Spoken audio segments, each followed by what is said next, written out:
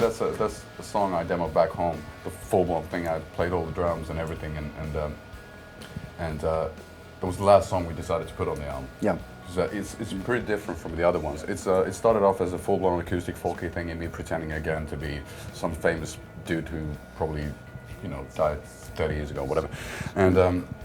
And it's one of those songs that I was trying to just write a song that just goes, and the music and the lyrics and everything just until the end. So. Yeah, it just like moves along. I was trying to test out the limits in that sense, and my limits end up about like 540.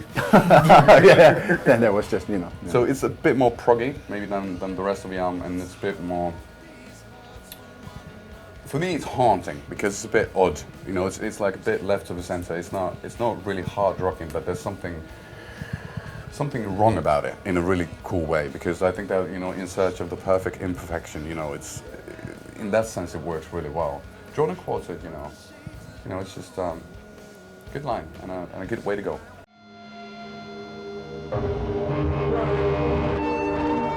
That was one of the stuff that happened really spontaneously. It was during the pre-production when we started setting everything up. We are working actually on Drawn a Quartet with the lads. We were playing that song, and then all of a sudden, I started humming that riff again, and then we were just trying it out, and then making it really slow, and we're laughing, and having a good time. That sounds great. Then all of a sudden, I was like, let's record it, which we did. You can hear me say "buddy" at the beginning, which means rolling and finish, and we just started playing it. We played like 7 minutes of it, and it sounded great. And then I took the files back home, put it all on the C cassette, detuned it, messed about with it, put some odd ambient guitars and shouted and did these black metal type of thing is on it. And then all of a sudden, I recognized that at the end of the day, again, a good rock album should have one song dedicated to the Lord downstairs. So it felt right, and it felt doomy and gloomy and messed up, and it just, again, it breaks it up nicely. With for example, Drawn and Quartet before that being fairly sweet, or having this kind of bittersweetness to it. So it was nice to kind of like give that song a middle finger, and lead to the next one.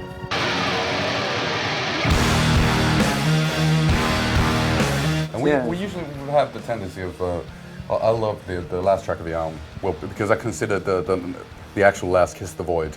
They're basically, two parts of the same song. Right. So it's not a trilogy, it's a duology. Duology. It's a duo. But duo from Hell. Who brought the riff to the table? It was I.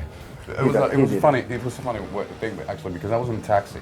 I was on the way to the rehearsal place. It takes about 25 minutes to get there, and I started humming it for some reason, which I rarely do.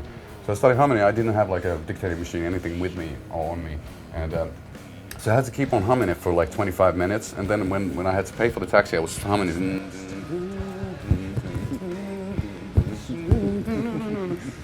Then I went to the shop and got some beer. And then after that, I went to the rehearsal place to the guys. Then picked up the first guitar. And then the gas started like tackle. And then it was one of those songs that it was like we went straight to the verse. We knew exactly it's down. Yeah, that's kind of super Sabbathy, electric wizardy type of vibe, and that's one of the things which is cool about music. That time a song can take a gazillion years to you kind of like overanalyze it, and then all of a sudden you get this idea for a idiotic, massive knucklehead super Sabbathy riff in a taxi, and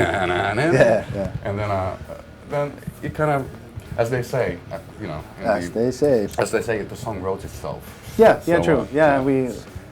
We were true to it till the end. At the mix, we made it as naughty as possible. So it's sort of like feature this. And we had to naughty. Yeah, we had to, as a tribute to the great late Peter Steele, to get some deep vocals for it as well. So this got that type of stuff going on. Yeah.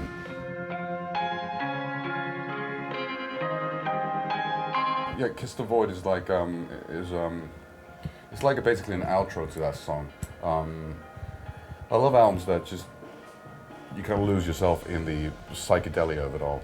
I don't like the music to be psychedelic all the time. Filled with effects and stuff like that. But it's great when it happens on occasion. So it was Gas wasn't at the studio, so I was playing the drums So that's why they don't groove at all, you know, compared to the rest of the album.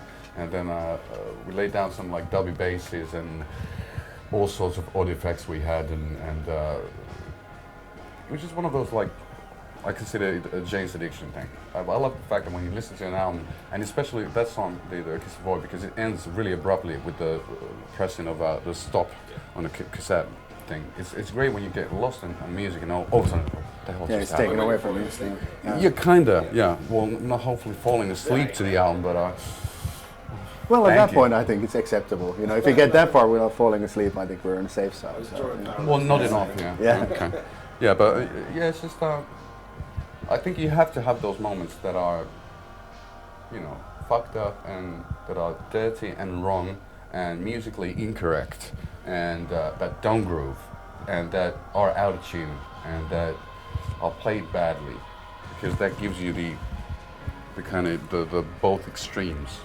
And you can appreciate that. Okay, oh, this song, you know, Gas plays pretty okay Yeah. compared. Yeah, the human part in the transhuman. Yeah, indeed. And we wanted to keep, you know, the idea in a way to keep the album fairly organic and dirty and gritty and lively and punky and all that stuff. So that's the idea, to have the interludes and have all that stuff going. I think it's really important.